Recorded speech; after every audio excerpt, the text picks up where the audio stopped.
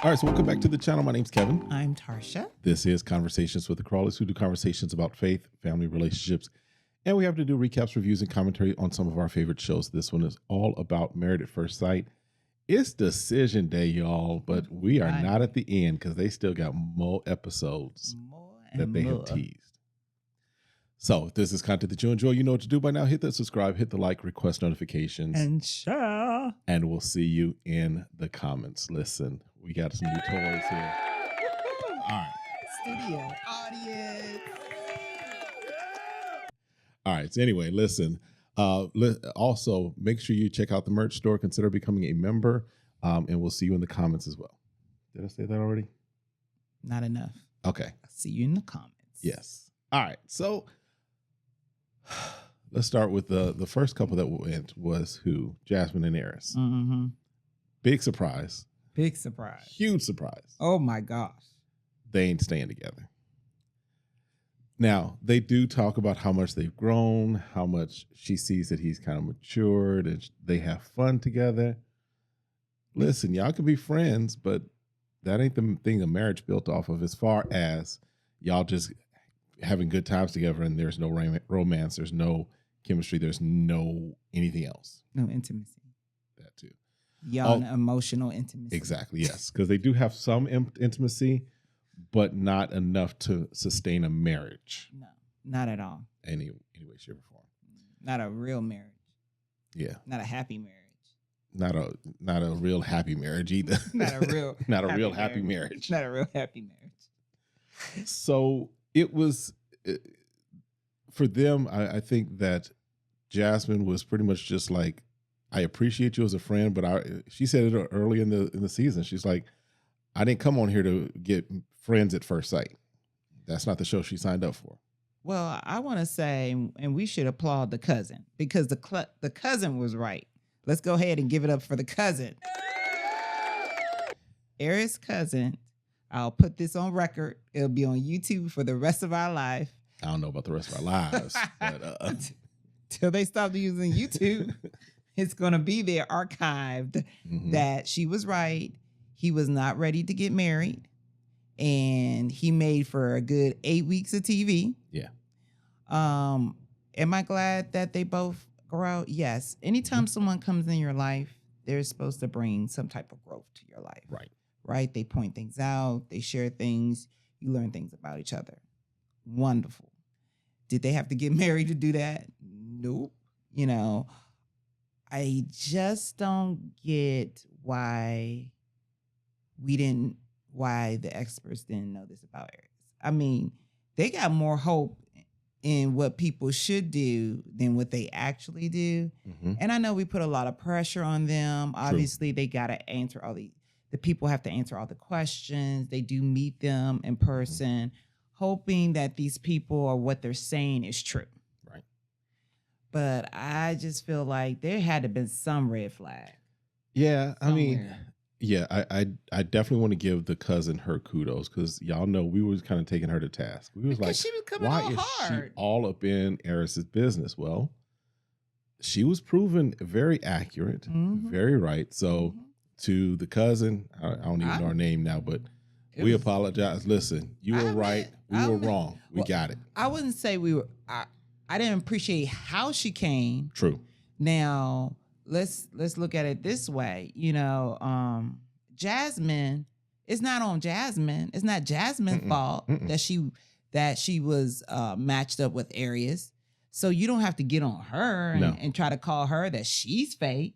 She really came in to the relationship wanting to find a spouse in a different way. Yeah. So she was a little rough with it, you know, the cousin. And so now if you want to get on your cousin, that's good. But getting on Jasmine, there's no need to get on Jasmine. Yeah. That's I can agree with that. Yes. Her methodology had some issues, but her content, she was, as it relates to Airris, was on point. I can admit when I'm wrong. But now here's the thing. I don't know if y'all caught this. First of all, let me say this. I get the feeling, this is just me, I get the feeling that had Jasmine said yes, I think Airris would have said yes. I don't know about that. I don't know. Because for him to be such a sexual being, he's not going to have sex for how long? Until. But remember, he said he wasn't going to press it. He was like, let's take that off the table until after decision day. Oh. So that's and I think just the way he responded in some respects and the looks on his face, I get the feeling that had she said yes, he would have said yes too. I don't know how he was going to think she was going to say yes. We ain't saying the boy is bright. I'm not saying that. I'm just saying that's what he would have said, in my opinion. I was like, how much you tell me for 8 weeks I'm not attractive for 8 weeks, and then you show it by not touching me for 8 weeks. Yep. Bye. Yeah. And then he had the nerve, the audacity, the just uncouthness. Ooh, we just gonna make some up, use some other words. Listen, he had the nerve to basically be like, yeah, the thing I learned is I need to be with somebody who loves themselves. Jasmine was like, wait, are you saying I don't love myself? Time on. Even Pastor Cal was like, don't go there, dude. Don't go there. And he was like, Jasmine, you want to say something? Yeah, I do. Because you ain't going to come after me like that after I spent 8 weeks with you and you're telling me you're not attracted to me. And I worked on myself. I try to better myself. And I've done pageants and all this. And to get to the point where I need to love me, why don't you start loving yourself? Why don't you start being real with yourself? I was like, that's not how you want to end this. No. Because she did like, well, we want to talk about somebody having issues. Let's talk about your commitment issues. She was like, your ability to ghost somebody at the drop of a hat. Because she said, if it hadn't been the lack of attraction, it would have been something else. She was like, he was not ready to get married. Period. So don't go there. Talking about self-love. I was like, why are we throwing shade at the end? Right. It's like, okay, you said your part, I said my part. We're just gonna leave, the bell rang. We go to our separate corners. We good. And we're good. But you decide you're gonna jab me before I leave. Who you talking about? She was like, look, I was holding back. Here's an uppercut and a right hook for you. Right. How about that? Respond to that. You see, you got quiet, right? Because then Pastor Cal was like, all right, that's it. Y'all, we wish y'all the best of luck Hurry as up. you move on. Hurry up before this get real. Jasmine about to go for the jugular. Okay. I was like, man, leave it alone. Yeah. Leave it alone. You didn't like her. Okay, granted. Maybe y'all be friends. Good for y'all. Well, in the trailer, Jasmine done moved on. She done found her another boo. Do you blame her? I would have called like the guy from the brunch. I was like, just give me a number. I got like 2 or 3 more weeks. Yep. I'll hit you up later. Well, we'll talk more about that trailer because there's some other nuggets in that trailer, some other tidbits in that trailer we got to talk about. All right. So then we got Nicole and Chris. No surprise, they're together. Yeah, there's no surprise there. Obviously, she has her issues that she needs to work on. Absolutely. And I think Chris is going to continue to come into his own, and that's going to help their relationship. I think they're a perfect couple for each other. Let's be honest. For each other. Come on, listen to what I'm saying. The words. I hear you. Listen to the words that are coming out of my mouth. The words that are coming out of my mouth. Okay.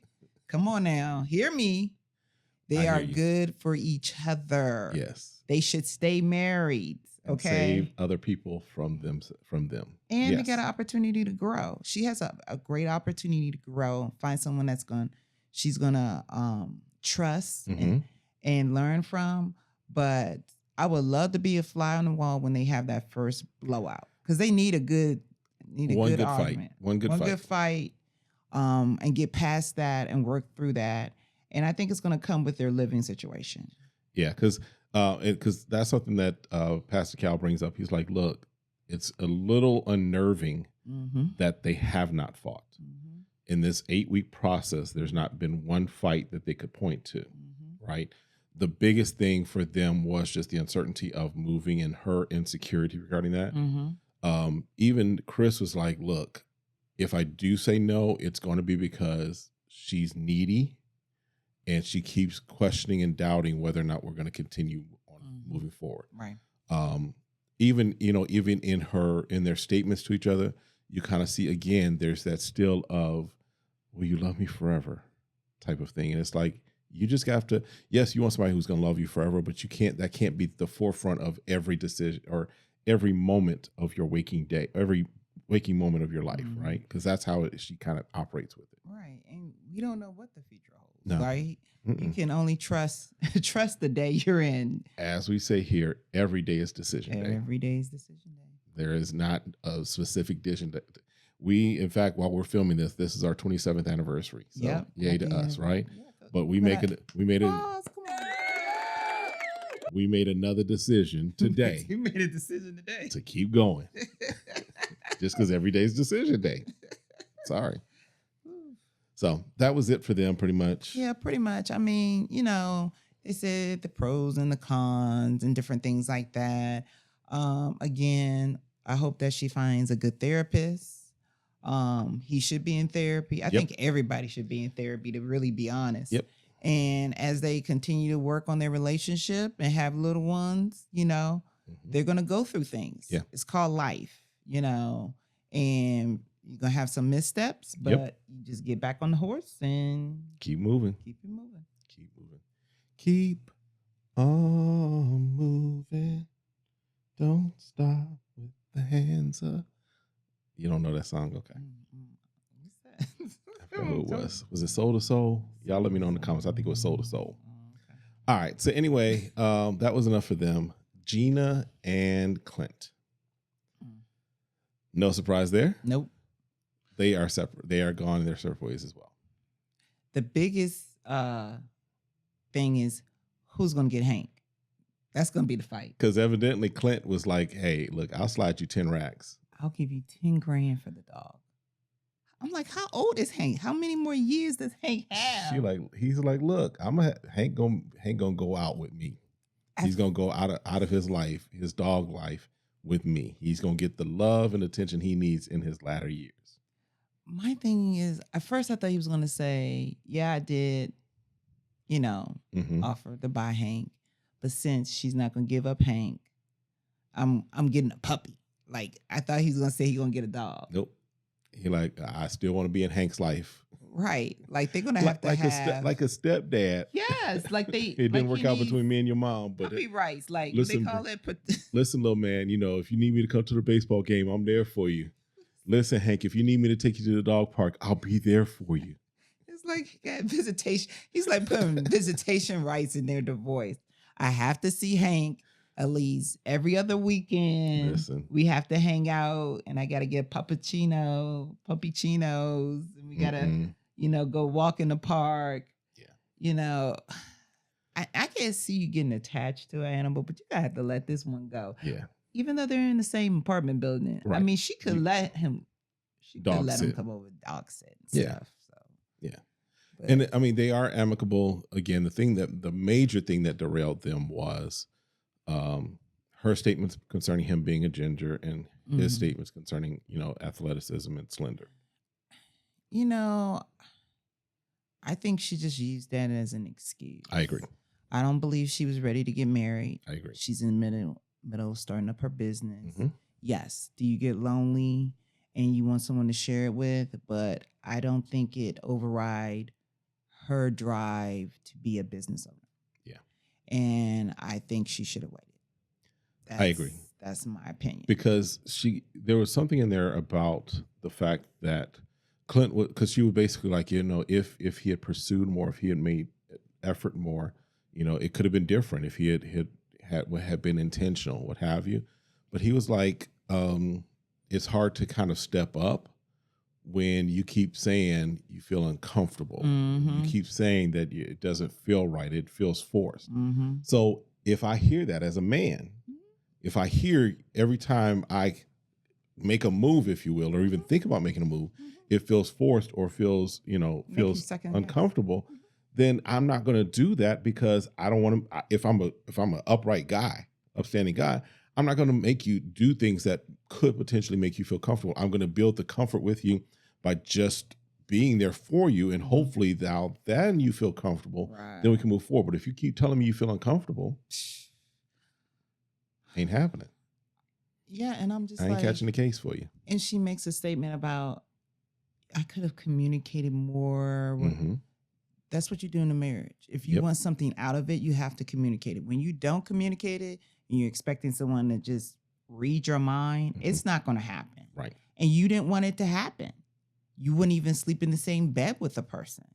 So I'm like, I think it's more on Gina than she wasn't even wanting to be in the same apartment originally with him. But I'm saying we got into the apartment. At some point, if you're gonna say, okay, I have to try, right, then you should make some efforts on your own. Because even when you're in a relationship, there has to be an initial effort. Right. Yeah, maybe you're attracted to naturally, but you have to continue to make an effort that I let you know that I like you and opposite and kind of things like that. But I was like, you put the kill switch on. And so I'm like, and again, we said this a couple of times. I like Clint. Yeah. Now, most of the time, once we got an opinion of the participant, we pretty stay true to our opinions on people as we're going through the season. We ain't wishy-washy around here. No, not at all. Not at all. If you say you don't like somebody and I'm like, oh, give them a chance, I'll probably stay middle of the road, But with Clint, he switched it up for me. I was like, you're a cool dude. You could be a little out there, right? You could say stuff and not think. Because I think, but overall, what he did as far as like he was kind of frat boyish, and I was like, But once you get past that, you're like, oh, I could hang out with Clint. I could see Clint. No, I couldn't. I could hang out. You could. Yeah, I could hang out with him. It would be in a group setting. It's a group party setting, not individually. A big group setting. Big group. See, and here's the thing. around Clint, I'd have to just make sure I'm drinking just straight water. Somebody got to be just straight sober. Water. Yes, because I ain't. You ain't going to catch me off guard. Clint all of a sudden be like, hey, dudes, let's go to Thailand this weekend. And all of a sudden we on a plane to Thailand. I wouldn't mind that. I wouldn't mind going to Thailand. I'm not going to Thailand with Clint. I'll be the sober person. I'm not going to Thailand with Clint. If he paying. Tarsha, I am not going out of the country with that man. Sorry. I don't care how big the group is. Who's paying? Nah. I might can make it. I know how to weave in and out. I got a passport. And some of y'all know what I'm saying. Nah, I ain't doing that. No. All right. So that was pretty much for them. And then we get to our last couple that has to make a decision, Kirsten and Shaq. And, when they're kind of talking, getting ready for leaving, he's like, if I'm not feeling 100, I'm not going to do it. I'm not going to do it. But it's like their body language and their chemistry, because it's like, after a while, it's like, I don't believe you, because the way y'all come out after it. It's just okay. So when they sit down, they're again talking through their main issue. Really, their main issue was, one, at the beginning, she wasn't attracted to him because he had a bald head and he was a year younger than her, which I don't know what it is about that 365 days, but it made all the difference in the world to her that she was just like, oh, he's too young. But then it was communication. And as we discovered towards the end, it was Shaq's moodiness, even though she never really called it that. Shaq moody. He moody. He needs to stop playing. Like when you come in and you can't talk to nobody because you had a hard day, and then you go straight to the bathroom. What is it, serotonin he needs? Yeah, something. Because he is moody. To even him out, because he crashing. He crashing. So, they're sharing. And she goes first. Yep. And says she wants to stay together. And then he started his statements. And we're like, what? Are you trying to say you're not man enough? Or you're not ready to be a husband? So you can see her eyes wrinkle like you could see her eyes welling up also. It's almost like what he's saying, the way he's saying it, as far as just the feeling I got, is she's so confused by it. Aside from from Pastor Cal, like, what the heck are you doing, bruh? Pastor Cal's like, so what's your decision? What's the decision? So we're left with a cliffhanger with them. Yeah, they might not be together anymore. Yeah, because again, and y'all let us know what your thoughts are. We think that they're not going to be together because he's going to bow out and say something to the effect of, I don't know if I'm husband enough for you. The other thing that gives us a hint that may be the case, there's a couple of things, because then there's the trailer for next week. And so they're doing something different this round of Married at First Sight, where they're actually going to keep the cameras rolling for a couple of weeks after, and then I guess do the reunion special later on, right? But in a couple of those clips, we rewound and we looked again. What's her name? Kirsten isn't wearing a wedding band. So that's a clue there. The other thing that's a clue for me also is that if you look at the group settings, it looks like he's sitting across from her and not next to her. That don't really mean anything. Well, it does from the aspect of you have Nicole and Chris sitting together. Okay, you already talked about her being clingy. I did, but I'm just saying, when you were talking, any other time they've gone out groups, of course, they are sitting next to their significant other. This is the only time that we see them not sitting next to each other at a group outing. So that's just, for me, that's a clue. It's possible. So, and then if y'all, that scene of we do get a scene, looks like in the trailer, of Gina and Mac going out on a date. And then Clint and Dominique kissing. So we see that. We also see that Jasmine has somebody. We may see what Airris's type is, because it looks like he's on a date too. So we might see what his type is. We don't know. He got a type. Well, I'm gonna be nice. He got a type. He ghosts everyone. He doesn't. No one stays around long enough for him to have a type. Gotcha. So we'll see kind of what happens. Let us know your thoughts. Let us know kind of what we may have missed, and your prediction for Kirsten and Shaq. Difficult one. That's a difficult one. They were a couple that I think we could see why. Oh yeah, I was appreciating their relationship. Can we also talk about that suit for a moment? It gave me clown vibes. Ooh. That's a little harsh. That's the vibes it gave me. I was thinking different world. Different world. Like Carl Kanai and Cross Colors? Yeah. Gotcha. Yeah. Okay. I'm thinking he's doing a throwback. Throw it back. Just throw it back. Yeah. Throw it back, Shaq. Yeah. Listen, I'm all for a nice suit. I'm all for even a unique suit. And he's he likes to design. I get that. Clothes and different stuff like that. So that's why I was getting that throwback. It just didn't work. He was in that vibe, that different world, living single. Start thinking the song in my head. Leave the 90s alone. Listen. So, all right, listen, that's it. Kind of world. Glad you got your girls. Yeah. Keep your head up. Hey. What? Keep your head up. That's right. With my homegirls to the left and the right. Some of our audience is like, what are they talking about? Some of y'all are like, I know exactly what y'all got the song stuck in your head now too. Because we are living single. All right. All right. It's all in my head. It is. It's kind of high pitched, so I can't sing. Yeah, I can't. I'm not doing it justice. All right. So listen, that's it for this one. We'll see y'all next time. Have a great one. Be blessed.